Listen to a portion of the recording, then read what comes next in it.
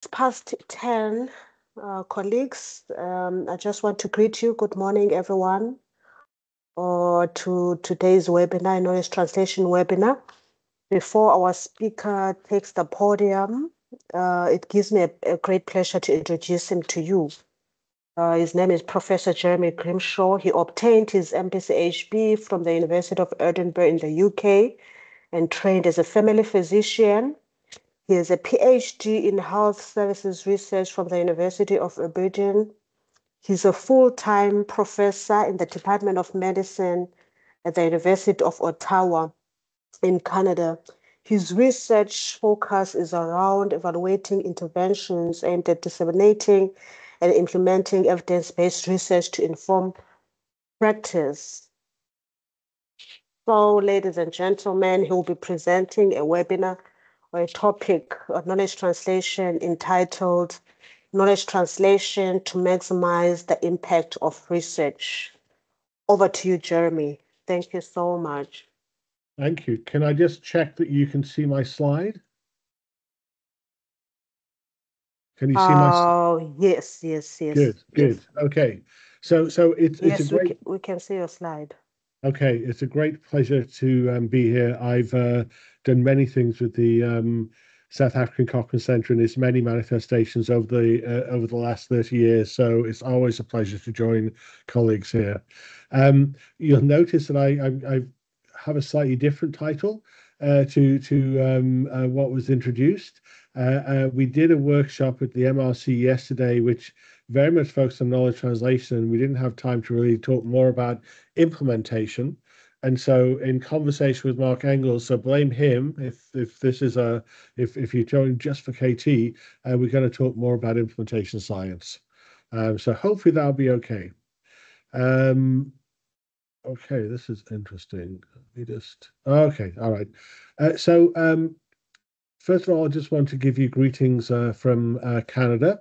This is my hometown, Ottawa, and what you can see is we're looking across the river from a place called Gatineau onto our Parliament, and this is what it's like on a pleasant summer's evening. I've said this a few times while I'm in South Africa that I normally leave Canada when it's white and very cold. I come to places that are warm. I've gone the other way this time. It was probably 25 to 30 when I left, and it was a bit of a shock to arrive in Cape Town a few weeks ago. But we've had a great time and have enjoyed seeing colleagues here. I also thought I'd just say a bit about my Cochrane story. So I've been a Cochrane author since 1994. I was the coordinating editor of the Cochrane Effective Practice and Organisation of Care Group between 1997 and 2015. I also was a director of Cochrane Canada for 10 years, and I was a co-chair of the Cochrane Collaboration Steering Group for the last 4 years. So Cochrane is for 4 years, about a decade ago. So Cochrane is very near and dear to my heart, and so it's always a pleasure to interact with Cochrane colleagues. So this is kind of, I'm coming towards the end of my career. I retire in about a month. And this is what has got me out of bed every morning for the last 35 years. We know from around many studies around the world that there is consistent evidence that we fail to translate research findings into clinical practice. Between 30 to 40 patients who do not get treatments of proven effectiveness, and 20 to 25% of patients get care that is either not needed or is potentially harmful. And there's no healthcare system in the world that has got this right. If you look at high-performing systems like the VA or Kaiser Permanente in the US, they're still struggling with this.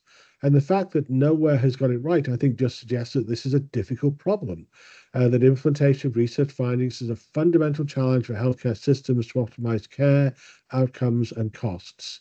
And I don't know all local data in South Africa, but my guess is that you are no different from any other place in the world, and these figures would apply to you equally. We also heard on Tuesday there was a fabulous workshop on universal health coverage and both the sort of opportunity and challenges that South Africa faces over the next 5 to 10 years in terms of trying to make that happen. And I think trying to have a high-performing, high-quality healthcare service it will be a key challenge over that period of time, in terms of improving population outcomes at appropriate resource levels for the South African setting. So why do we have or what how can we start to try and grapple with this? Well, one of the things is that implementation is a human enterprise, and we can study it to both understand what's happening at the moment and try and improve those implementation approaches. So, implementation science is the scientific study of the determined processes and outcomes of implementation. And what we're trying to do is develop a generalizable empirical and theoretical basis to optimize implementation activities to help local managers and clinicians and provincial and state level sort of decision makers to increase the likelihood that their attempts to implement evidence-based practices will be more successful. And also, we're trying to provide practical approaches and resources to health systems. So I thought it's worthwhile starting off by, well, why do we have these implementation gaps? One of my experiences globally is that healthcare professionals are committed to try and provide high quality care to the patients that they serve. And so it's a real puzzle where you have highly qualified, committed professionals, and they're not able to achieve what they want to. But I want to suggest that there are a number of complexities and constraints that cause these implementation gaps that we have to recognize and then try and work to address when we are considering implementation science. So in terms of complexities, the evidence base continues to evolve.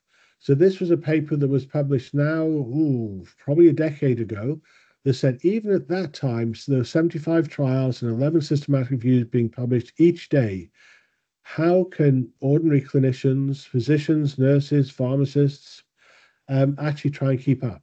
So that if you were a family practitioner in a community healthcare clinic where you're already working, likely 10-hour days and have additional sort of paperwork when you get home, you just cannot try and keep up with this.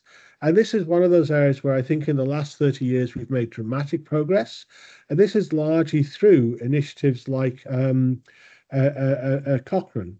So although we have many systematic reviews being published today, each day, we know that they are of variable quality, but we also know that Cochrane reviews, for example, are in general of much higher quality and more likely to be trustworthy. And also Cochrane uses high quality, rigorous standards and different ways of presenting information from different audiences, for example, with the plain language summary. So when I started, I was in clinical practice in the 1980s. There's nothing like this. And so it's just, you weren't even aware that there was an evidence base evolving. They're trying to keep up. So we've made a lot of progress there. But again, just the sheer volume of information that is being generated is challenging for clinicians. The second thing is that our patients have complex needs. We have an aging population. We have many patients have multimorbidities. I was talking with Laura Farrell in the last couple of days about some of the challenges that people with HIV who are long-term retrovirals, antiretrovirals, who are very good at managing their HIV, when they suddenly develop diabetes or a heart condition, it becomes a real challenge for them to actually sort of manage multiple morbidities at the time. It's a real issue for patients. We increasingly have what people call precision medicine, but I think I see this much more about segmentation. But we are not sort of seeing, say, breast cancer as one disease, but actually many different diseases with many different clinical pathways. And so that adds to some complexity. And also, again, particularly when we were talking on Tuesday at the Universal Health Coverage conference, there were many discussions about social determinants of health and the fact that our patients live in complex socioeconomic environments. They often do not have many resources. They are often, there are many challenges in their day-to-day lives that also impact on their ability to engage with healthcare and to to basically follow advice and treatments from healthcare. So these are the kind of complexities. This is the field that we're trying to improve on. And then in terms of constraints, um, one of the challenges, it's not one of the challenges, but one of the fundamental limitations of human beings is that we have finite computers in our head. We don't have supercomputers. And because of that, human beings do a number of things to sort of basically try and protect the bandwidth on their in their brains. And one is that we develop habits and routines to get through the day.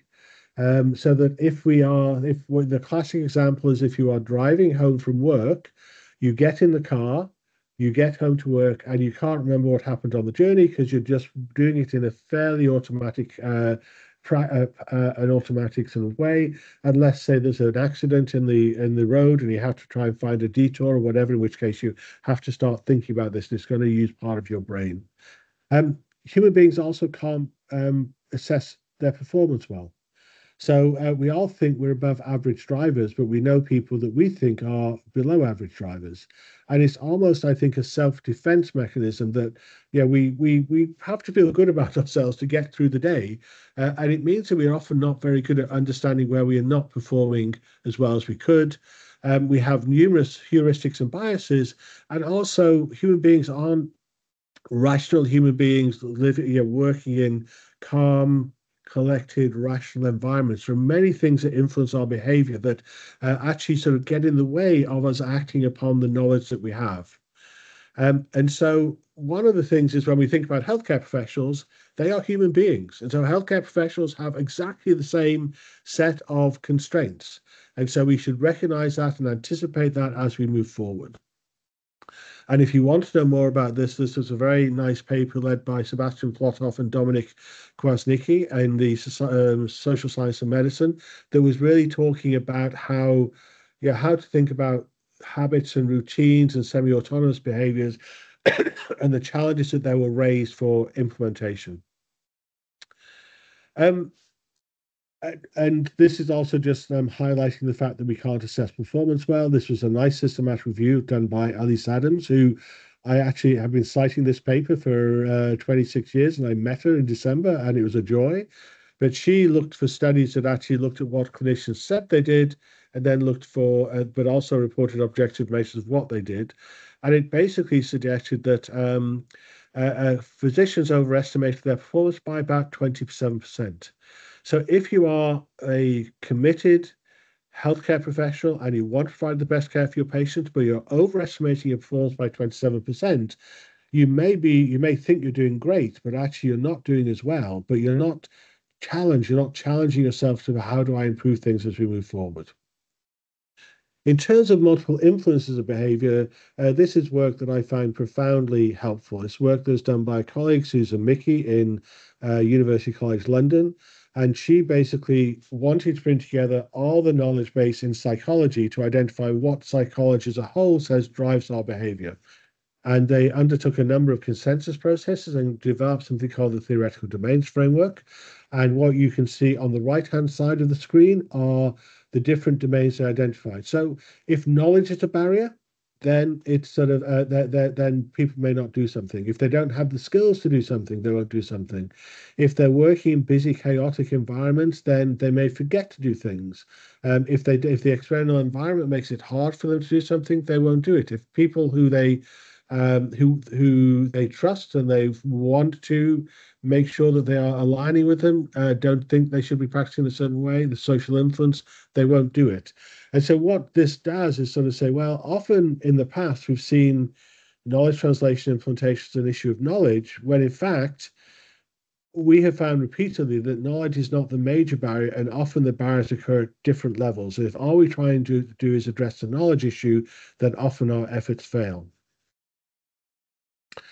And the kind of the final thing also is that healthcare systems are complex and chaotic. This was a painting I picked up in Tanzania probably 25 years ago, and I love it.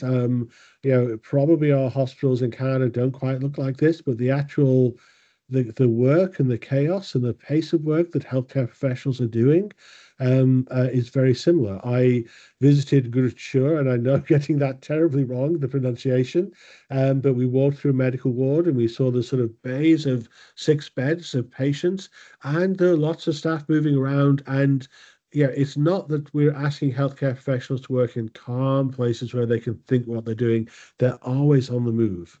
And so our healthcare systems often are not supporting healthcare professionals to provide high quality care. However, yeah, particularly as we're thinking about health system reforms in South Africa, they will offer potentially considerable opportunities for innovative new solutions. For example, on Tuesday, we heard that you are very close to having a national electronic health record in community settings that I think could, offer real opportunities about how you might be able to sort of improve care. So these are some of the complexities and constraints that I think we face. And I think perhaps a remarkable finding is that the implementation gap only occurs in 30 to 40% of encounters. And this is down to, I think, the fact that healthcare professionals are trying to do the best thing for their patients, despite these constraints and despite these complexities. But if we could find ways of supporting them better, we might be able to improve on that. So across my career, I've seen the issue about implementation as being the challenge of trying to change behaviors in complex systems. If we want to implement research evidence, key actors, whether they're patients, professionals, managers who are living and working in complex environments, need to change their behaviors and their decisions. And if you think about this from a behavioral perspective, it starts to give us access to 120 years of behavioral and psychological theory, 60 to 70 years of sociological and organizational and management theory that we can use when we're thinking about how can we actually improve care. This is a useful framework that we have, that a colleague, Simon French, developed actually when he was at the Cochrane, Australia. And it's a 4-step approach for trying to think through implementation. So the first step is who needs to do what differently. The second is what factors need to what factors determine whether they do it or not. Third is choosing strategies which can effectively target those factors. And the fourth is to measure the outcome and monitor it and evaluate it. When we talk to healthcare groups around the world, what they repeatedly say is that too often we jump to our strategies without actually understanding what the problem is. And because of that, our strategies are not always as effective as they could be. And really what this is just saying is take a stepwise approach, be reflective as you do this, and you're going to increase the likelihood of success. In terms of who needs to do what differently, one of the things that sometimes people confuse is the what and what, and the intervention to get people to improve the what. And so this is a framework that was developed by Jeff Curran, who's a pharmacist in the US. And he basically sort of says, when we're thinking about implementation, the intervention, the practice or innovation is the thing. So again, Lara Farrell and I were talking about the polypill. The polypill is the thing. And we can do effectiveness trials that look to see whether the polypill improves cardiovascular outcomes. But implementation research looks at how best to help people and places do the thing. And the implementation strategies are the stuff we do to try to help people and places do the thing. And when we look at evaluating implementation strategies, we want to know how much and how well they do the thing as a result of our strategy. But just being clear about what's the clinical innovation we're trying to get people to do, and then how are we going to try, what are the things we want or the intervention we're using to try and encourage them to do that. And again, this is where bodies like Cochrane have made major strides. We have on tap information that tells us for many different conditions and settings and issues the what. What is it we should be doing? We also have many guidelines, and I'm aware that in South Africa there are a number of guideline initiatives, many of high quality, others of less less high quality. So it's often easy now for us to find the what, and now we have to focus on, well, how do we get or the thing rather, and now we have to focus on how do we get people to do the thing so that our patients get the right care and benefit. when we're doing that, it's really helpful to try and break down what is it? What are the changes that are needed into a very behavioral perspective? And so this is a framework that was developed by a colleague, Justin Presso, where it builds on previous work in psychology, but says, if we can specify the behaviors that need to change in terms of what the action is, the actor, the context, the target, and the time, it starts to help us really think through where the problem may be, what we have to change, and how we're going to do that.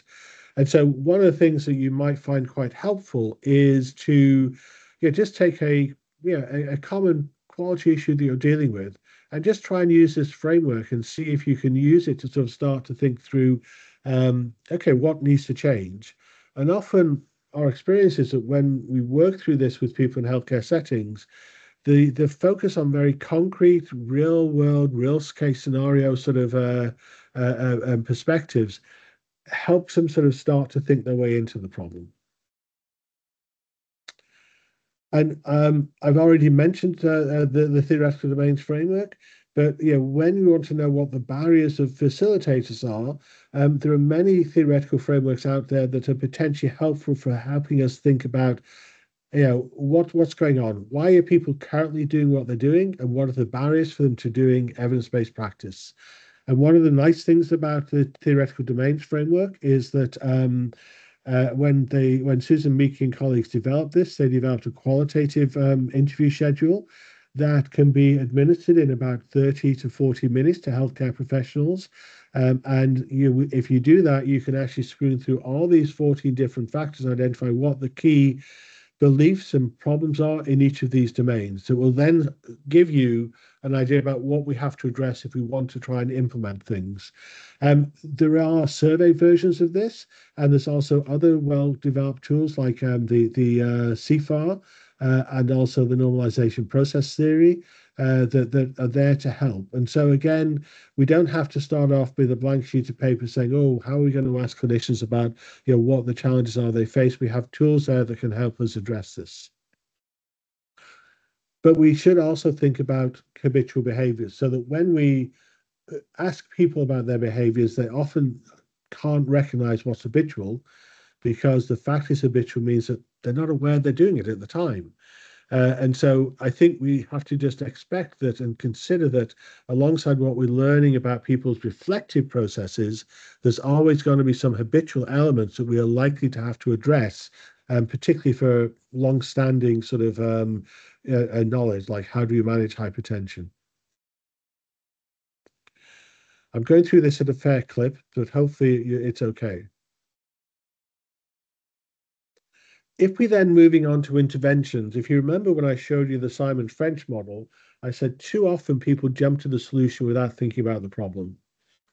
And this is exemplified by the approach that my colleague Martin Eccles, who's one of the sort of founding fathers of the implantation science field, observed that when he looked at what happens in healthcare organizations, people often use the ISGLIAT principle when they're designing an intervention. And ISGLIAT stands for it seemed like a good idea at the time. So you have well-meaning and often senior people get together in a room, there's a lot of discussion, and suddenly somehow a sort of potential solution comes to the fore. And there's not often, the people often don't ask, well, what do we know about trying to improve the management of cardiovascular disease in community settings in low middle countries? People come up with a solution that we need to have electronic reminders and that will solve the problem. The issue here is that it's not really basing the kind of the solutions in the problem, and that often is a recipe for disaster. And so at this point in time, I think if you look at most models of implementation, they would say that if we're thinking about what our change strategy should be, it should be based upon our understanding of the barriers, our understanding of the mechanism of the action of the interventions we're considering, so that if the main barrier is social pressure and social norms, my colleagues around me don't think I should do this, then sending out a paper copy of a guideline isn't going to help. So what are the kind of things that actually can help people either how can we change the social norms in an organization, or can we strengthen people's ability to act even when they're acting against social norms? Empirical evidence about the effects of interventions, and also very practical issues about what resources we have in the system. In virtually every healthcare system, there's not new resources to implementation. So often what you're doing is working at the margins and, what can we leave and that will allow us to do this? And then practicalities and logistics. But there are lots of potential approaches. So this is the ERIC taxonomy.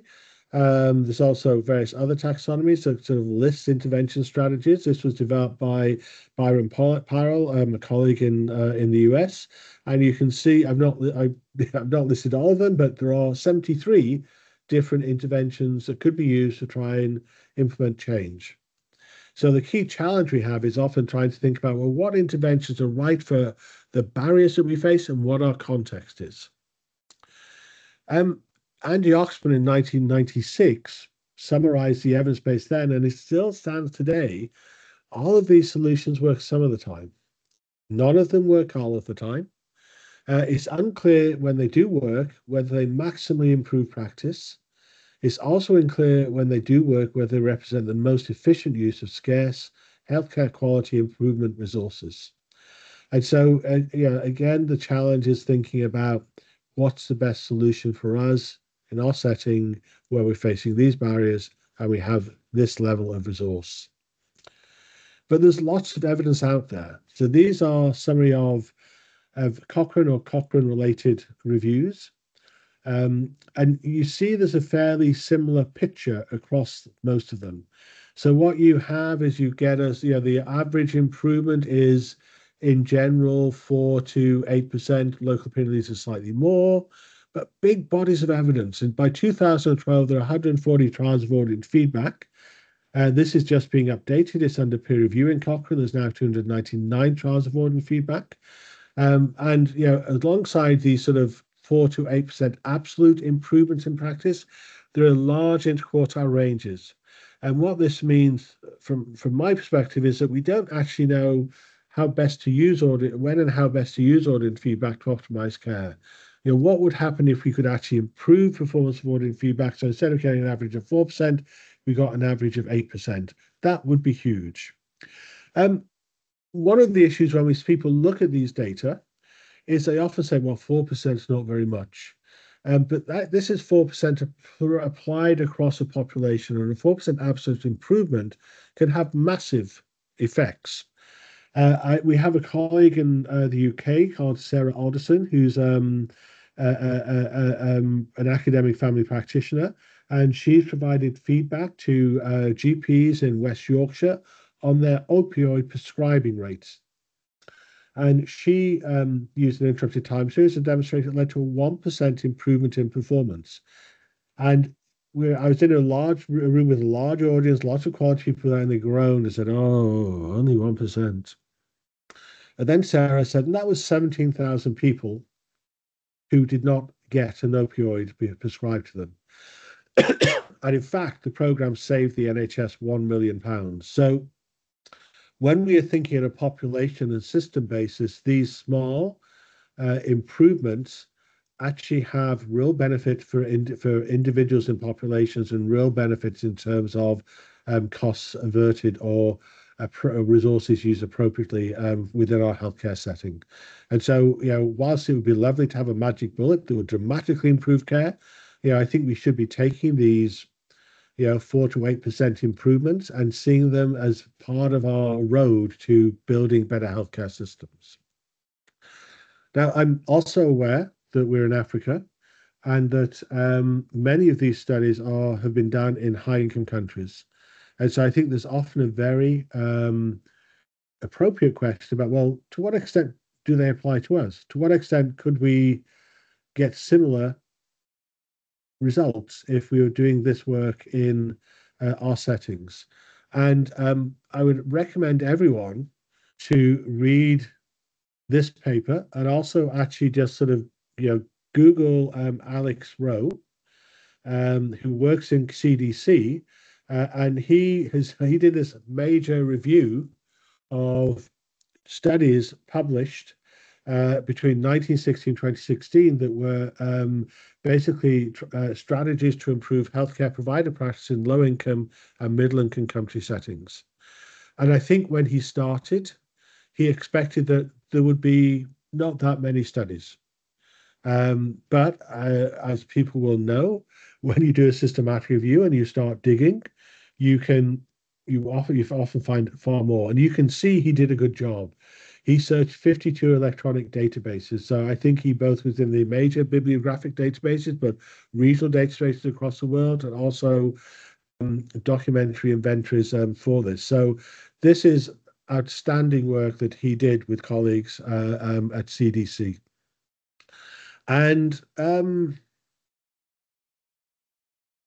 I suspect the results will be surprising. I think they were surprising for Alex and probably for me.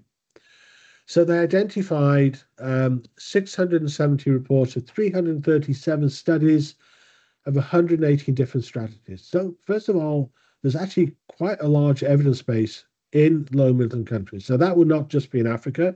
It's clearly global, but from across the globe, there's a lot of work there. Some things didn't work that well. So the effects were nearly zero if you're just implementing a technology-based strategy or provided printed information for healthcare providers. But if you provided outcomes, training, or supervision alone, you've got about a 10% improvement with an interquartile range of 3 to 15.9. If you combine training and supervision, you had larger effects, so an 18% improvement. Group problem solving alone also showed large improvements with about a 28% improvement. Yeah, so one of the things that's interesting here is if you compare these results with these results, you're actually getting potentially, or it seems like we're getting, potentially larger effects in lower and middle income country settings, which I think is hugely promising for the idea that, hey, we can do something here which is really, really, transformative in terms of what we do. One of the things is this is published in, I think, Lancet Global Health. And Alex also has just a massive database with all this information in. And I think if you wanted to do further exploration of the studies and really try and tease out some of the messages from it, you could you could contact Alex and sort of basically ask him for access to the larger database. I think he's been very willing and to share this resource, given it took him. I know that it took him about 10 years of his life, and so I think he was happy for anyone to then get value out of this. The other thing is that this was only done up to 2016. There's actually been a lot of work done. There are a number of groups doing significantly high quality work across Africa.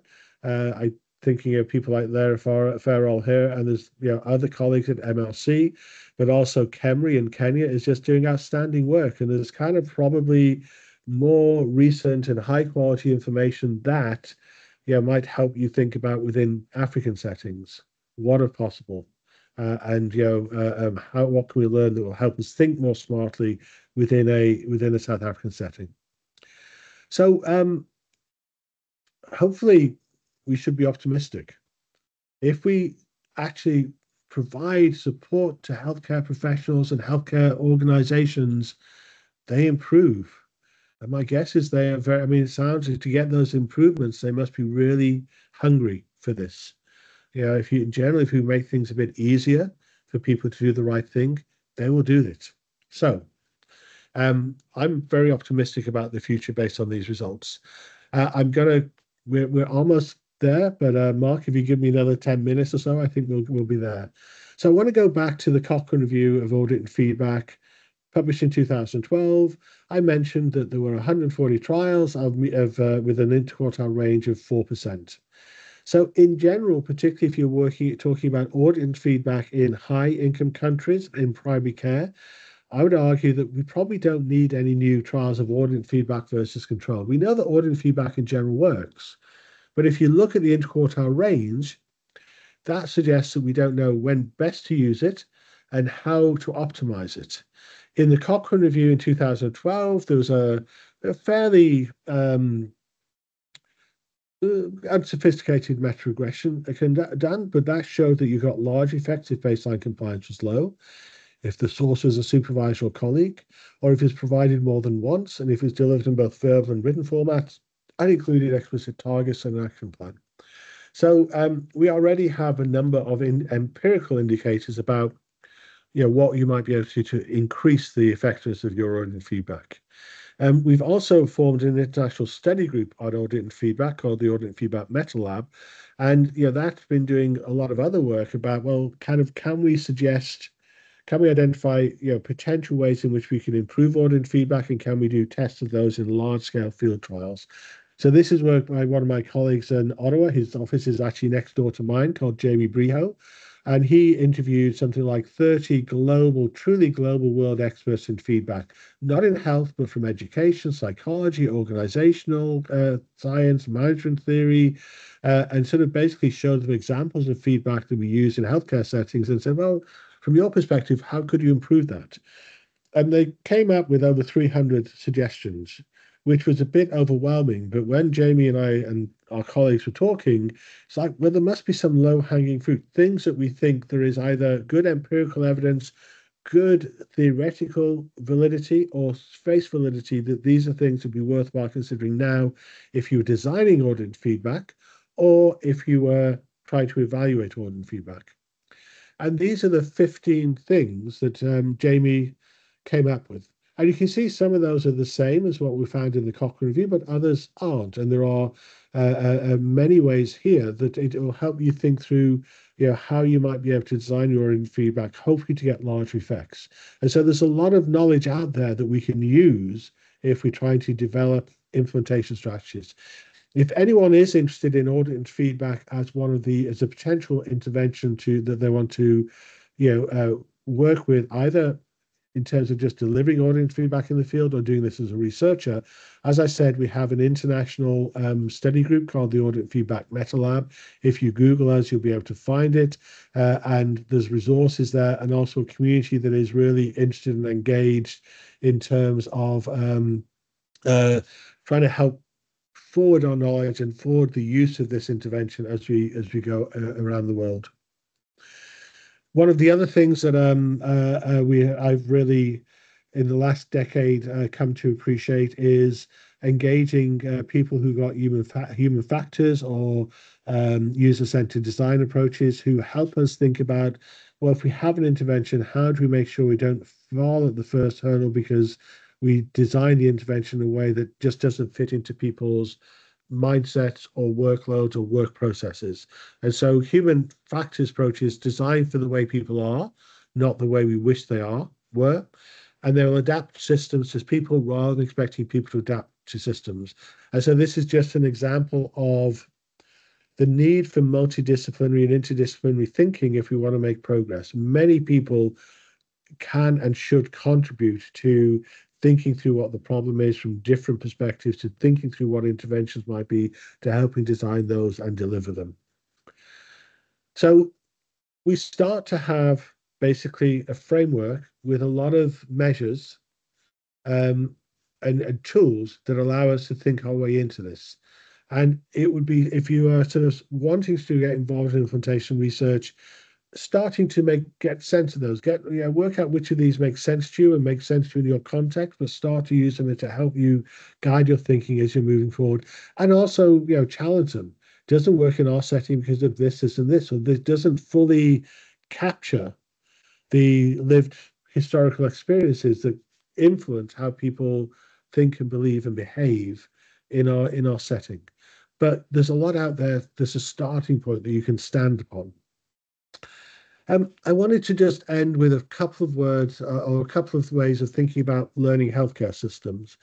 This is something that's got a huge buzz in the North. I don't know whether it's how prevalent or how visible it is here.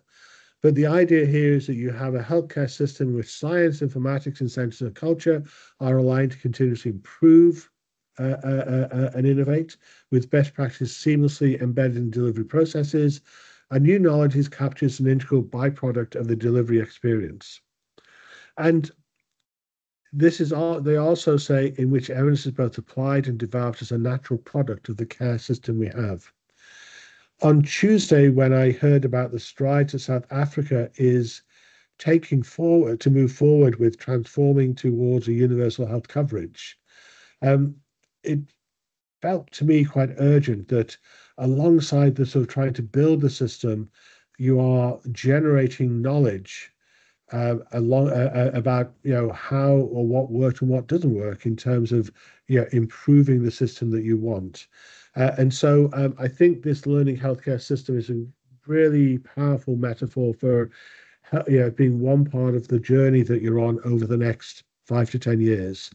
And there are a number of ways in which this might be done. And I've just got examples of where there has been an embedding of researchers with implementation science perspectives into healthcare organizations or healthcare organizations. So the first is from Australia, led by a colleague, Luke Wolfenden, in Hunter Valley in New South Wales. And he's a researcher, but he is actually embedded in their population health delivery unit. And so as new issues come forward, they will use implementation science approaches to try and build and deliver population health implementation processes that will likely be successful. And it is really worthwhile looking at the output of that group and what they've done. They've done some amazing work about, for example, improving healthy options on school dinner and school menus in Australia, but lots of others in terms of reducing problem drinking, improving sort of exercise in youth, and what's really quite striking is that they're using the current implementation evidence as they're thinking their way into this problem, but they also are doing research as they are implementing population programs, so contributing to the global evidence base and maximizing their own learning. They're really quite outstanding. Here is another example. So this is from Scotland this time. This is a colleague, Jan Clarkson, who she was a coordinating editor of the Cochrane Oral Health Group for many, many, many years. And she is responsible for a guideline program in Scotland that is producing guidelines for community-based dentists. And about 15 years ago, we basically came up with the idea that often what would happen is people would develop the guideline and then think about implementation afterwards. And it felt like it was suboptimal. There were delays in implementation because of the timing, and also sometimes the guideline wasn't really particularly well structured for thinking about implementation issues. And so she developed something called the Triage program.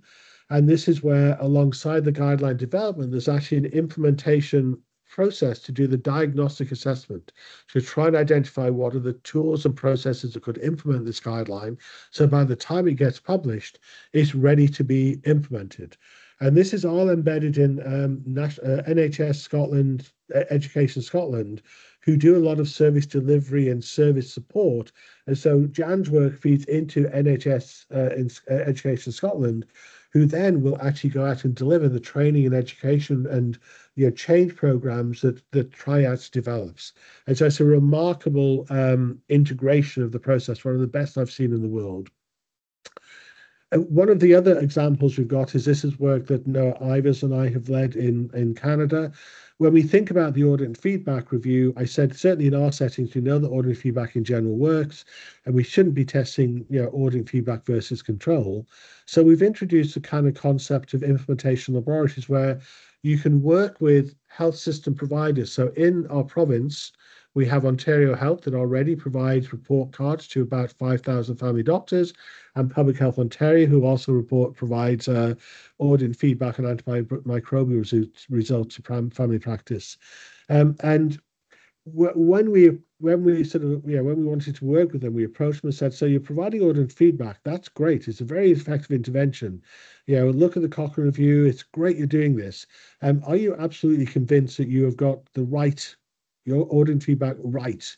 Your process and your way of delivering it is perfect. And every organization we've gone to says, no, we recognize we've developed for audit feedback. It makes sense to us. but there's been some arbitrary question or way it's been arbitrary, and there could have been different ways of designing it. And some people are like, oh, and we also wonder what happened if we did it this way rather than that way. And under those circumstances, we encourage people to actually think about A/B testing to optimize their feedback. This is a common intervention design, particularly in the tech industry. But the idea is our standard audit feedback becomes audit feedback A. We develop audit feedback B, test A versus B. B is better. So B becomes our standard. We test B versus C. C is no better, is more expensive, is less acceptable. We get rid of that and B remains our standard. We then test B versus D. And so, this helps us advance an audit. It asks a question about how and why, under what circumstances can we make audit feedback more effective, whilst allowing the service provider to demonstrate that they are improving their audit feedback and improving the effectiveness of what they're doing, which is helpful for them in their kind of health system perspective. So I think, that was where I got to. A lot in there. I'm passionate about this because implementation research is about saving lives. That 30 to 35% of patients who are not getting the care they need are probably suffering with unneeded morbidity and mortality. If we could globally fix the management of hypertension, we would save millions, if not billion, maybe billions of lives from cardiovascular, stroke, and other diseases. So implementation is about saving lives, improving health and the quality of health services, whilst thinking about the sustainability and equity within health services. Implementation science is a relatively new field. I've been working in this space for about 35 years, but really it's only the last 10 to 15 years that it's really taken off, and there's a lot of resources going into here, and there's a body of evidence there that you can lever. The good news is, particularly if you think about Alex Rowe's review, it's possible to change basically, clinicians' behaviors in healthcare, in complex healthcare systems in LMIC settings. This is not an impossible goal. But at the moment, we are still struggling to sort of give really practical guidance on healthcare systems. We did do some work with WHO that was, basically trying to provide a tool to support the intrapartum care guidance that they brought out, and we have piloted that in Tanzania and Argentina, and that seemed to be really a proof of principle and sort of low level formative evaluation was very positively received. So I think we're on the right track. But there's still a lot that needs to be done, and there's a lot of opportunities to do really good research in the South African and African context. And I do think, the transformations that you are aspiring to achieve in the next 10 years give you almost a perfect field in which to play. So I hope that was okay. I hope it wasn't too garbled. And thank you for your attention. Happy to take any questions. Over. Mark, back to you. Well, thank you so much. Thank you so much, Jeremy. Before I give Prof. Mark Engel the platform, I just wanted to flag out that this is one of the many webinars that Cochrane South Africa does. So if you don't want to miss out on future ones, please sign up to the mailing list. And I have a question, just one question before I hand it over to you, Mark.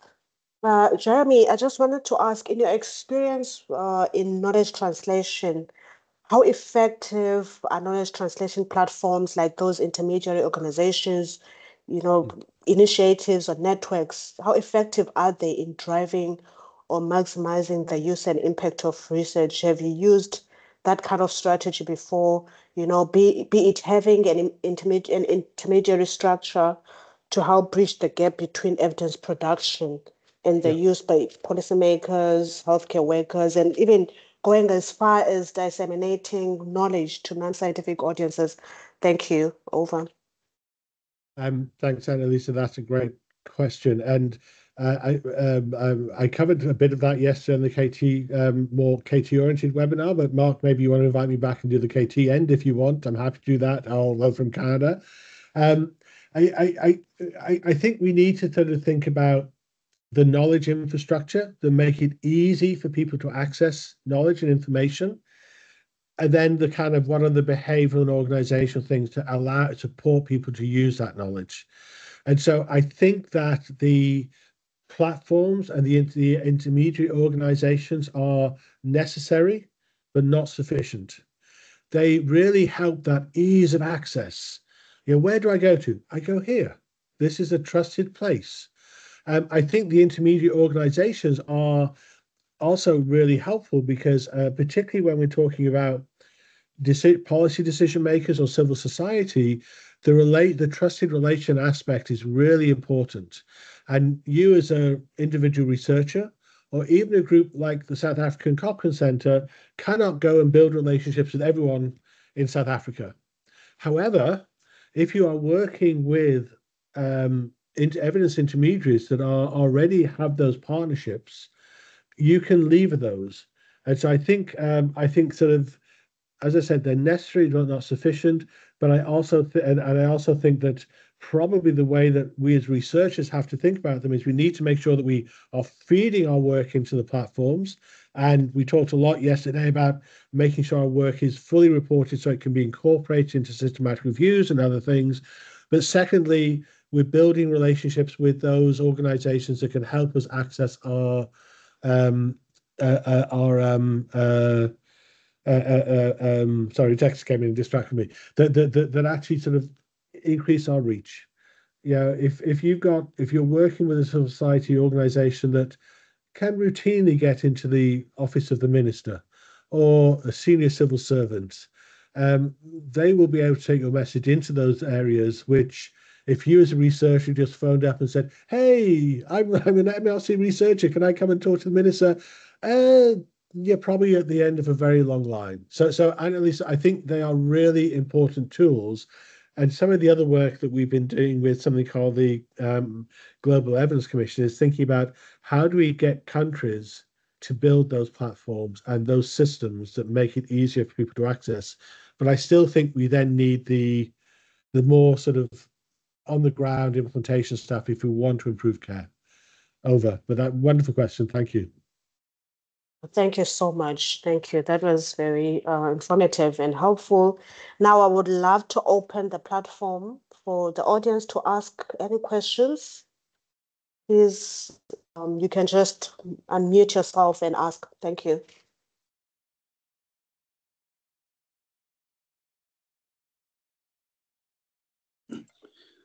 Perhaps while we're waiting for folks to put their questions together, thanks, Jeremy, again, for challenging us in so many ways. And yes, that intermediary, I think, is quite the challenge to identify those people. And I think part of the issue is that we need the people in the know, or the people who make the decisions, to be convinced that they actually need to listen to the evidence. And I think part of our job is to sensitize people to the value of this evidence. It's actually quite sad when, we only get called upon when there's a crisis. So Dr. Duduzile, who works with us at Cochrane, is front and center at the moment of the Mpox crisis that's happening. And she's been doing some great work just around sort of rapid reviews and just preparedness for events like this.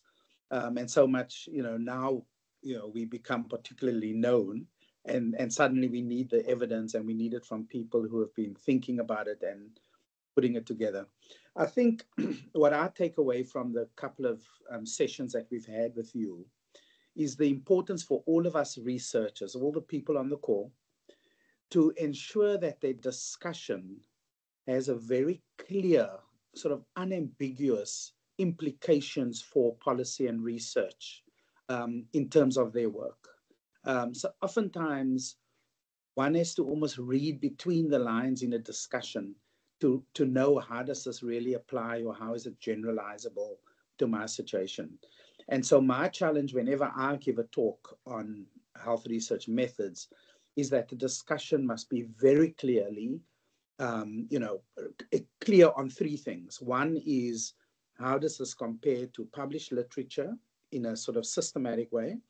And then what are the implications of my findings for practice in South Africa, and what is the implications for research? I mean, it's Cochrane sort of, points that we put in a Cochrane review. But I just think for all our researchers, that would be my encouragement, so that when a health official reads that paper, it's very clear what the impact of your research is in terms of future decisions. Yeah, I don't know if you have any comments on that, Jeremy. Yeah, no, I unsurprisingly, I don't disagree with you, Mark. I mean, a couple of reflections. I mean, one is, and I have been guilty of this. I think as researchers, when we do a systematic review, virtually every review says more research is needed. But we often don't actually sort of say where the uncertainties are. Where do we need to know about whether, what do we need to know that future research should address? And I think we have to be much more thoughtful and directive.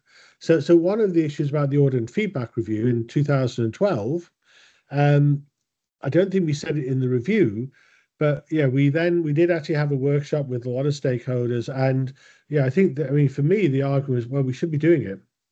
In general, healthcare systems should be doing it. There's good evidence. There's a good theoretical rationale. We have increasing knowledge about how to do this, and we should have been quite robust about that, while saying this is some uncertainties. And there aren't as many studies in LMIC, so you might want to do this in a more research frame here. At that time, there were no studies in dentistry, and we had a colleague who did a trial in dentistry. It's like, yeah, do a proper trial there. So I think we need to be more clear about what the remaining uncertainties are in a clinical initiative. Well, what are the patient groups? Women were underrepresented in these trials. Patients with comorbidities were underrepresented in these trials. That we don't need another trial of the general population. We actually need to sort of piece it together. So I completely agree with that. I mean, the other thing is I agree with what you said about trying to be clear in the discussion, but I think also we were talking yesterday about often you'll need to develop separate tools to basically communicate with decision makers, because they often don't have easy access to journal publications. They often don't have the time. And so I think there are an increasing body of knowledge about how we develop policy briefs and other tools that can particularly help if you think about those very high level decision makers. Thanks, Jeremy. And Elisa, back to you, just in case the audience have a question. Thank you so much. I'm not sure. I haven't seen any hand up, so I don't think there's any other question. And if there's no question, then I'm going to end off the meeting. Thank you so much, Jeremy, for such an informative presentation around noise translation, implementation, science. Thank you so much. So, Thank you. Yes, have a lovely day, everyone. Bye-bye. Thanks, everybody. Bye. Thank you. Bye. Okay. Thank you. Bye-bye. Jeremy, you and Annalisa and I will stay on. Okay, thanks. Yeah. Thanks, everybody.